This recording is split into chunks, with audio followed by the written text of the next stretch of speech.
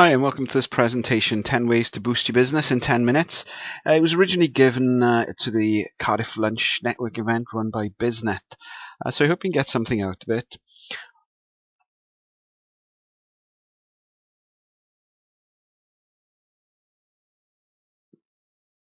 We start off counting down from number 10, setting targets.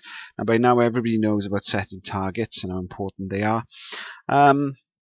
But what has been shown that successful people set targets, more successful people write down their targets, and the most successful people write them down and share them with other people.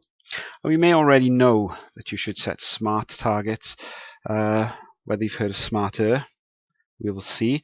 Your targets should be set as being specific, measurable, attainable, relevant to the business, time limited, but also the last two there, evaluated to see if they're having the effect you hope they would, and reviewed and revised regularly.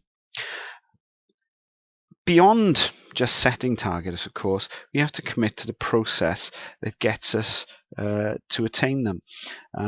For example, I'm looking at setting a target of running the Cardiff 10K. It's very specific, measurable, attainable, and I'm sharing it with you now, so everything's good. But eventually I will have to put my running shoes on and go to do some training. I need to commit to the process that will get me to achieve my target. So really it just gets you thinking, if you have targets already, what have you done today that moves you closer to achieving them? Trust in business is crucial. People have three reasons why they won't buy from business people. They don't have the money, or they don't have the need. In both cases, there's very little you can do about that. So these aren't the people you should be selling to. But the third reason is that they don't have the trust. And here, a lot of things you can do. For example, you need to position yourself as the experts in the field, those that produce the content, the advice that goes out in various channels, and social media is very good for this, that is useful for people, and also to communicate through social media, solving people's problems. That sets you up and positions you as the expert in the field. The next idea is that of using a risk reversal strategy in your marketing. Most people are conditioned to be wary of spending money, maybe from previous experience, and spending money on anything, any service or product there's an element of risk in it. By stating clearly that you have a risk reversal strategy, such as the money back guarantee, etc., or satisfaction guaranteed, what you're saying is you have faith in the product and that you're willing, should anything go wrong, to sort it out as quickly and as easily as possible. So this again gets over that trust barrier a little bit, and once they are customers, and are happy customers of course, then they will spend more with you. Most people are reasonable. Most people want their service or their product to work for them, and so it's very unlikely that anybody does, for any spurious reason, ask for their money back. In most cases, if there was a problem, of course, you would do your best to ensure they were happy, or to give their money back if they weren't. Any money that you would lose on this, of course, is probably not going to be significant, but secondly, it buys your company trustworthiness and credit with the consumer. I mentioned in the talk of a company that had taken an awful long time to sort out a problem with me. The end result was the same as having a money back guarantee, but the time it took put a bit of negative spin on it. So again, risk reversal is a way of getting customers to start spending money with you. This next idea is knowing what business you're in. It may seem obvious to everybody, but if we look at the example of Domino's Pizza, they started out as two relatively small pizzerias in a university town in America, and they were looking to expand and went to various agencies, and each one was coming up with the usual, or you've got the tastiest pizzas, or use the freshest ingredients, but in each case they didn't feel this was really giving a message that was going to build their brand.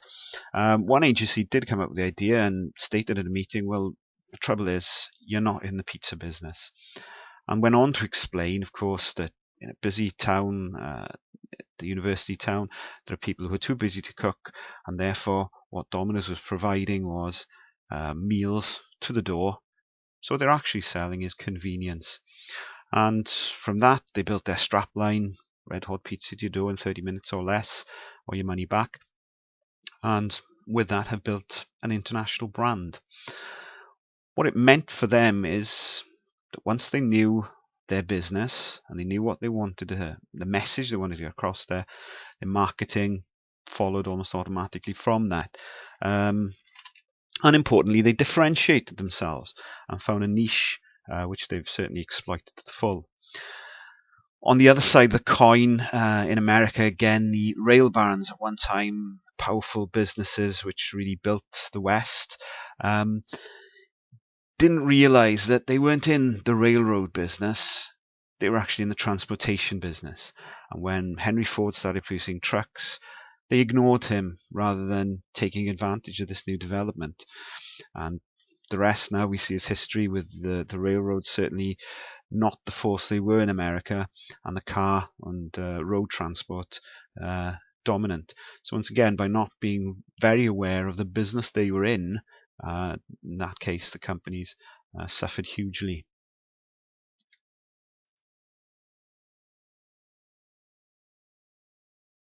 Number 6, aggregation of marginal gains. An idea really that's come to popularity in the British cycling team, amongst other sports teams, where it was appreciated that making small changes in several areas at the same time had an aggregate effect. They were adding, in fact multiplying each other. So in business, we can look at these 7 keys. These are the 7 ways in which you can boost profitability, turnover, etc. So if we look at this example, this is a worked example which illustrates it. This particular company has 100 leads being generated a year, 30% conversion rate, which gives them 30 sales a year, 30 customers a year. On average, those are 2 transactions of a value of £100 and a profit margin of 50%, which gives us a gross profit there of 3,000. But they have a referral rate of 1. That means for every customer, the customer will refer them on to another customer, giving them another £3,000 in profit, adding up to a total of 6,000. And they retain their customers on average for 3 years, which gives us a lifetime value of 18,000. So, looking back over that, each customer is worth over that time period £600 to them. Now, what I would like to do is to, instead of looking at maybe one of these areas to be improved, instead look at all 7 and try to improve each one by 10% and 10%.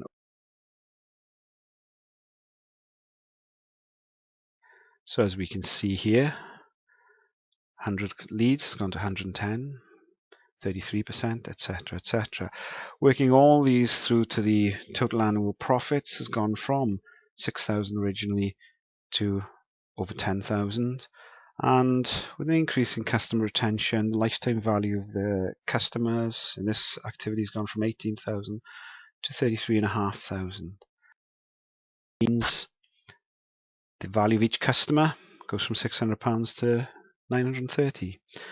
So with a 10% increase in each one of these profit multipliers, you have an 86% increase on the value of those customers to the business. What's also important here, apart from the first 2, the other 5 keys apply also to existing customers, which we'll come back to a little bit later. But a powerful idea gives us a way of significantly improving businesses.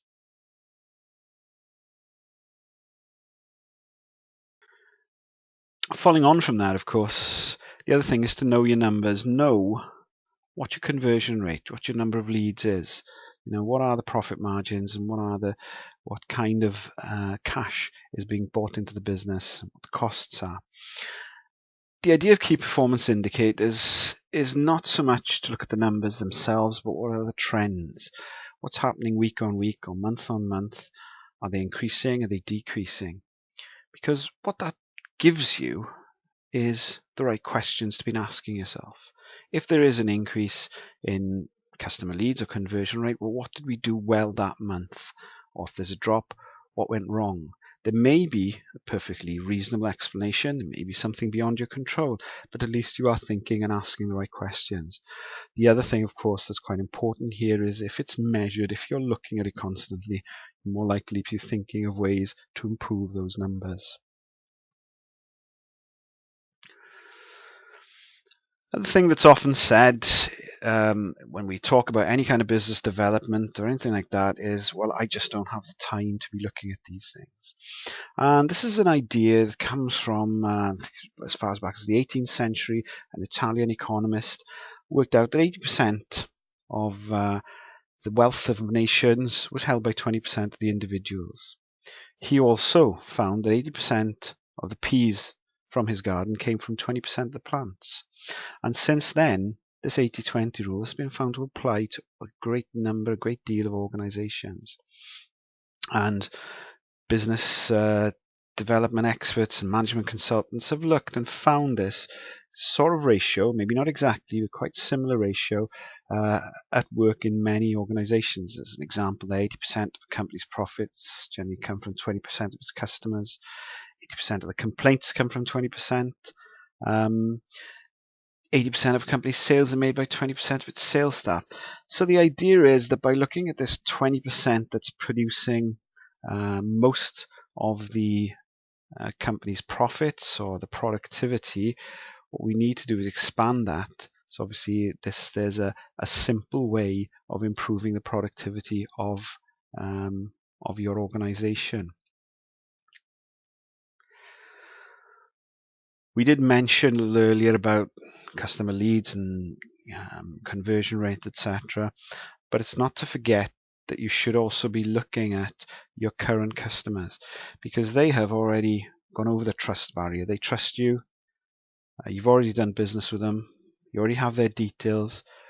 It's depending on who you talk to, it's between 6 to 10 times cheaper to be marketing and selling to people you already know. And this is the concept of market share versus wallet share. Of course, you're looking at the market and how much of that market you want to take, but also bear in mind that you should also be making sure that you're getting the value from your customers and giving your customers the value of other services. What else can you give to your customers? What else can you provide them from your current business? You can call it upselling, cross-selling, but it all comes down to the same thing: selling to people who already know you, which is a lot easier. At number 2, things you shouldn't really think about. Cost cutting. When we look back at those 7 profit multipliers, they were unlimited. They can keep multiplying and improving on your business almost indefinitely. If, on the other hand, you looked at a cost cutting strategy, first, it's very limited, and secondly, before long, you're cutting into the service to your customers, and therefore you would probably reduce your conversion rate, certainly retention rate. And similarly, discounting, it's not just what happens, but the image it gives your company. There are some big discounters out there, but they generally are exactly that: big companies who can afford to work on very narrow margins. Most small companies wouldn't be in this position, so we have to communicate the value of what we're doing without discounting. And this, if that wasn't enough to convince you, this table gives you some idea of why it's not such a good idea. If your present profit margin is 30% and you make a 10%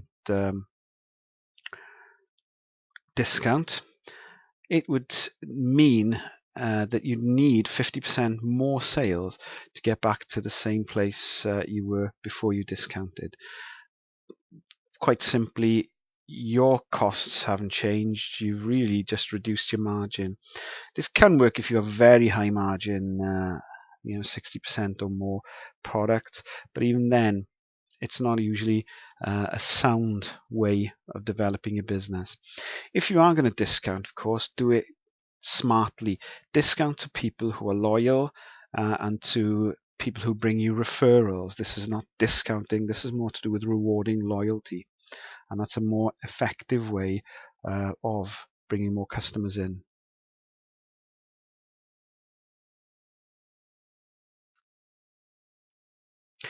This is the final idea of the 10 ways to boost your business, and that's to get some help.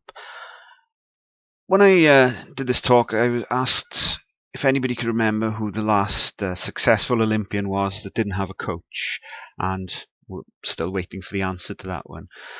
In larger organization, coaching, mentoring, support, and consultancy is taken as granted. But in smaller, medium businesses, it's not very often taken up. But really, what a coach or a mentor or any consultant will do is try to get you achieving the optimum performance within your business. And you look at those ideas, guidance, bringing in ideas, support for the ideas within the business, encouragement, refining those ideas and helping to put them into place, mentoring again as a sounding board. And maybe that last one, review and challenge, where you review how the business is progressing, how it's doing, and challenging in a friendly and supportive way how the business is moving forward.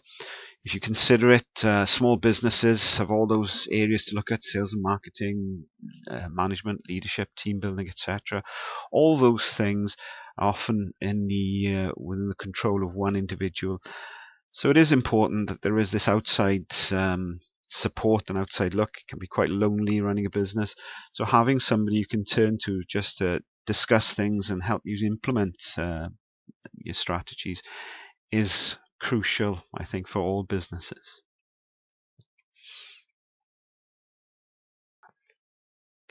Just like to end on this quote from Wayne Gretzky, the ice hockey player: "You miss 100% the shots you don't take." So it's important that we do try things and see where it would get us. If you'd like to talk about any aspect of business development, anything from this presentation, just get in touch through the website. It's at the bottom there, www.leftconsulting.co.uk. Thanks very much for watching the presentation. I hope you got something useful out of it.